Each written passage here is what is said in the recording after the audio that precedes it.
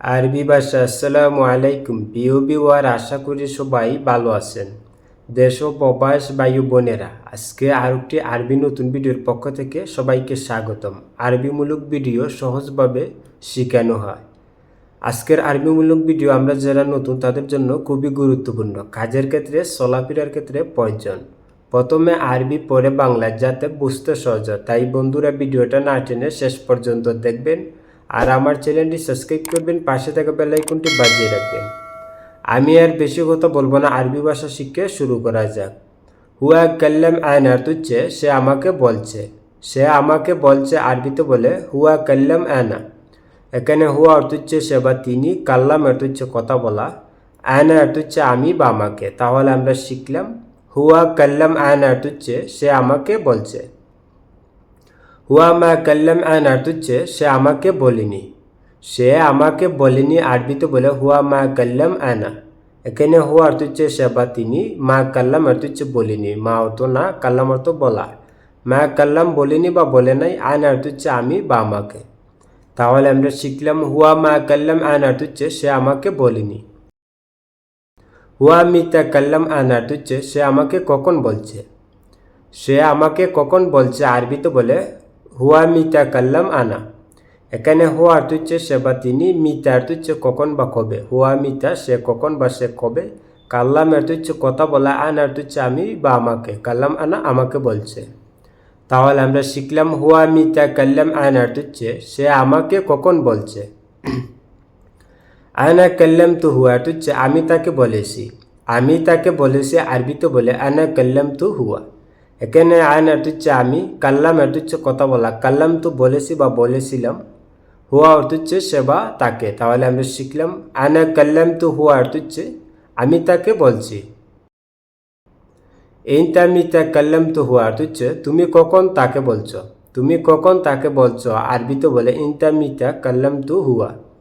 এখানে ইনতা অর্থ হচ্ছে তুমি, মিতা অর্থ হচ্ছে কখন বা কবে। ইনতা মিতা তুমি কখন বা তুমি কবে, কাল্লাম তো অর্থ হচ্ছে বলছো বা বলেছ, হুয়া অর্থ হচ্ছে সে বা তাকে।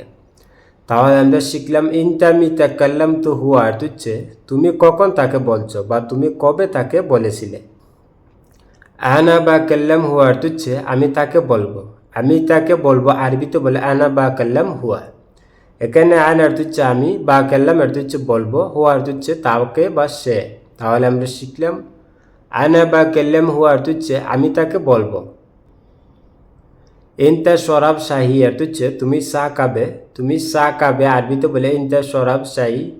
এখানে ইনতা অর্থ হচ্ছে তুমি, শরাব অর্থ হচ্ছে পান করা, শাহি অর্থ হচ্ছে চা। তাহলে আমরা শিখলাম ইনতা শরাব শাহি অর্থ হচ্ছে তুমি চা খাবে। আনা তলবতু অর্থ হচ্ছে আমি অর্ডার করেছি। আমি অর্ডার করেছি আরবিতে বলে আনা তলবতু। এখানে আনা অর্থ হচ্ছে আমি, তলব অর্থ হচ্ছে অর্ডার করা, তলবতু অর্ডার করেছি, আনা তলবতু আমি অর্ডার করেছি। মিতা ওয়াসেল অর্থ হচ্ছে কখন পৌঁছাবে। কখন পৌঁছাবে আরবিতে বলে মিতা ওয়াসেল। মিতা অর্থ হচ্ছে কখন, ওয়াসেল অর্থ হচ্ছে পৌঁছানো। মিতা ওয়াসেল কখন পৌঁছাবে। বাদ সোয়াই ইন্দাক রু অর্থ হচ্ছে একটু পরে তোমার কাছে যাবে। একটু পরে তোমার কাছে যাবে আরবিতে বলে বাদ সোয়াই ইন্দাক রু। এখানে বাদ অর্থ হচ্ছে ফর বা ফরে, সোয়াই অর্থ হচ্ছে একটু, বাদ সোয়াই একটু পরে, ইন্দাক অর্থ হচ্ছে তোমার কাছে, রু অর্থ হচ্ছে যাওয়া বা যাবে, ইন্দাক রু তোমার কাছে যাবে। তাহলে আমরা শিখলাম বাদ সোয়াই ইন্দাক রু অর্থ হচ্ছে একটু পরে তোমার কাছে যাবে। আনা ফি মারিদ অর্থ হচ্ছে আমি অসুস্থ আছি। আমি অসুস্থ আছি আরবিতে বলে আনা ফি মারিদ। এখানে আন অর্থ হচ্ছে আমি, ফি অর্থ আছে বা আছি, মারিদ অর্থ হচ্ছে অসুস্থ বা দুর্বল। তাহলে আমরা শিখলাম আনা ফি মারিদ অর্থ হচ্ছে আমি অসুস্থ আছি। আনা বাররু মুস্তাশফা অর্থ হচ্ছে আমি হসপিটাল যাব। আমি হসপিটাল যাব আরবিতে বলে আনা বাররু মুস্তাশফা। এখানে আন অর্থ হচ্ছে আমি, বাররু অর্থ হচ্ছে যাব, রু অর্থ হচ্ছে যাওয়া বা যাও, বাররু অর্থ হচ্ছে যাব, মুস্তাশফা অর্থ হচ্ছে হসপিটাল। তাহলে আমরা শিখলাম আনা বাররু মুস্তাশফা অর্থ হচ্ছে আমি হসপিটাল যাব।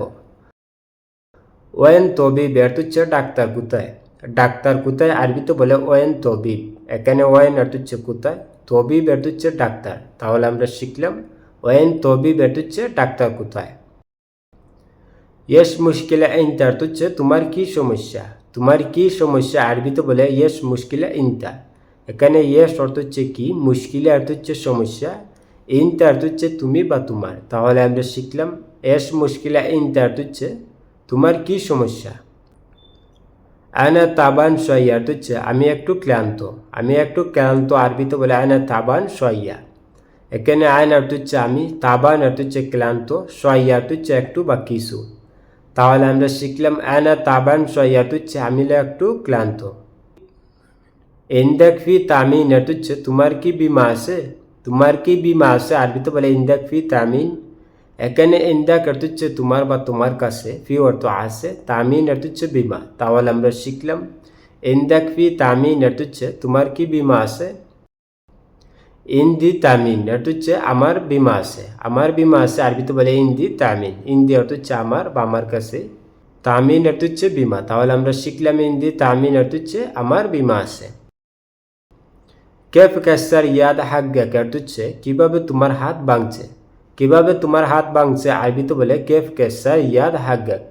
এখানে কেফ অর্থ হচ্ছে কিভাবে বা কেমনে, কেসার অর্থ হচ্ছে ভাঙ্গা। কেফ কেসার কিভাবে ভাঙছে, ইয়াদ অর্থ হচ্ছে হাত, হাগ্গাক অর্থ হচ্ছে তোমার, ইয়াদ হাগ্গাক তোমার হাত। তাহলে আমরা শিখলাম কেফ কেসার ইয়াদ হাগ্গাক অর্থ হচ্ছে কিভাবে তোমার হাত ভাঙছে। আনা তাহ অর্থ হচ্ছে আমি পড়ে গেছি। আমি পড়ে গেছি আরবিতে বলে আনা তাহ।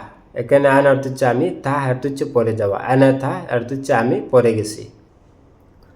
জরুরি আবগা সাউই আমেলিয়া অর্থ হচ্ছে অপারেশন করতে হবে জরুরি। অপারেশন করতে হবে জরুরি আরবিতে বলে জরুরি আবগা সাউই আমেলিয়া। এখানে জরুরি অর্থ হচ্ছে জরুরি, আবগা অর্থ হচ্ছে লাগবে বা হবে, সাউই অর্থ হচ্ছে করা বা করতে। আবগা সাউই করতে হবে, আমেলিয়া অর্থ হচ্ছে অপারেশন। তাহলে আমরা শিখলাম জরুরি আবগা সাউই আমেলিয়া অর্থ হচ্ছে অপারেশন করতে হবে জরুরি। কাম আবগা ফুলুস আম্বেলিয়া অর্থ হচ্ছে কত টাকা লাগবে অপারেশন করতে। কত টাকা লাগবে অপারেশন করতে আরবিতে বলে কাম আবগা ফুলুস আম্বেলিয়া। এখানে কাম অর্থ হচ্ছে কত, আবগা অর্থ হচ্ছে লাগবে বা প্রয়োজন। কাম আবগা কত লাগবে, ফুলুস অর্থ হচ্ছে টাকা, আম্বেলিয়া অর্থ হচ্ছে অপারেশন করতে। তাহলে আমরা শিখলাম কাম আবগা ফুলুস আম্বেলিয়া অর্থ হচ্ছে কত টাকা লাগবে অপারেশন করতে। আয়না উরিদ কাল্লাম বিলাদ অর্থ হচ্ছে আমি দেশে কথা বলতে চাই। আমি দেশে কথা বলতে চাই আরবিতে বলে আয়না উরিদ কাল্লাম বিলাদ। এখানে আয়না অর্থ হচ্ছে আমি, উরিদ অর্থ হচ্ছে চাই, আয়না উরিদ আমি চাই, কাল্লাম অর্থ হচ্ছে কথা বলতে, বিলাদ অর্থ হচ্ছে দেশ। কাল্লাম বিলাদ দেশে কথা বলতে। তাহলে আমরা শিখলাম আয়না উরিদ কাল্লাম বিলাদ অর্থ হচ্ছে আমি দেশে কথা বলতে চাই। নাদি কফিল হাগ্গাক অর্থ হচ্ছে তোমার কফিলকে ডাকো। তোমার কফিলকে ডাকো আরবিতে বলে নাদি কফিল হাগ্গাক। এখানে নাদি অর্থ হচ্ছে ডাকা, কফিল অর্থ হচ্ছে মালিক, হাগ্গাক অর্থ হচ্ছে তোমার। তাহলে আমরা শিখলাম নাদি কফিল হাগ্গাক অর্থ হচ্ছে তোমার কফিলকে ডাকো বা তোমার মালিককে ডাকো। ফি রকম কফিল অর্থ হচ্ছে কফিলের নাম্বার আছে। কফিলের নাম্বার আছে আরবিতে বলে ফি রকম কফিল। এখানে ফি অর্থ আছে, রকম অর্থ হচ্ছে নাম্বার, কফিল অর্থ হচ্ছে মালিক। তাহলে আমরা শিখলাম ফি রকম কফিল অর্থ হচ্ছে কফিলের নাম্বার আছে বা মালিকের নাম্বার আছে। বন্ধুরা ভিডিও যে পর্যন্ত শেষ করছি, দেখা হবে আবার নতুন কোনো ভিডিও নিয়ে। সবাই সুস্থ থাকেন, ভালো থাকেন। অবশ্যই আমার চ্যানেলটি সাবস্ক্রাইব করবেন, পাশে থাকা বেল আইকনটি বাজিয়ে রাখবেন। যারা অলরেডি আমার চ্যানেলটি সাবস্ক্রাইব করেছেন তাদেরকে অসংখ্য অসংখ্য ধন্যবাদ। সবাই সুস্থ থাকেন, ভালো থাকেন। খুদা হাফেজ।